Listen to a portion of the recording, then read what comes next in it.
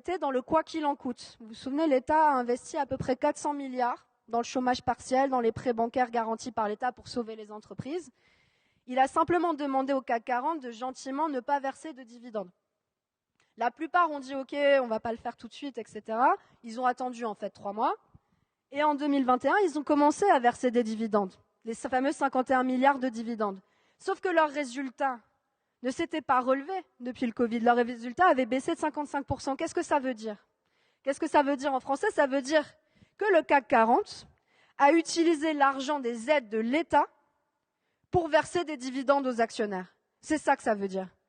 Et pourtant, c'est au nom de cette dette de l'État qui a été considérablement aggravée par le quoi qu'il en coûte que l'on nous oppose aujourd'hui une cure d'austérité, mais absolument sans précédent.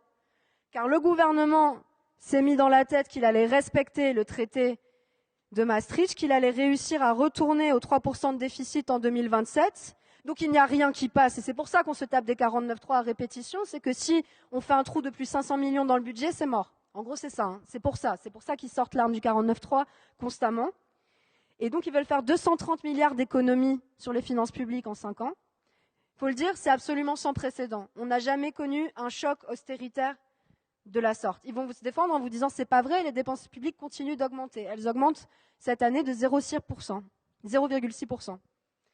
Mais en fait, c'est normal que les dépenses publiques augmentent chaque année puisque la démographie augmente. Normalement, avec des services publics qu'on a décrits aussi dégradés, même pour les garder en l'état, nos dépenses publiques devraient augmenter d'1,3% par an, pour les garder en état. Et on voit très bien que ça ne suffit pas. Donc si vous dépensez que 0,6% par an, ça veut dire que vous dépensez beaucoup moins que les besoins de la population.